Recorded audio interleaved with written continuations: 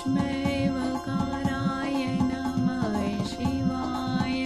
शिवाय गारि बदनाम्बिं सूर्याय दक्षाध्वरनाशकाय श्रीनीलकण्ठाय वृषभध्वजाय तस्मै शिकाराय नमः शिवाय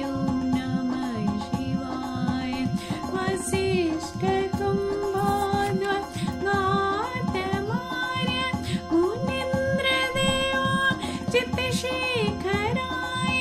चन्द्रार्कवैश्वानरलोचनाय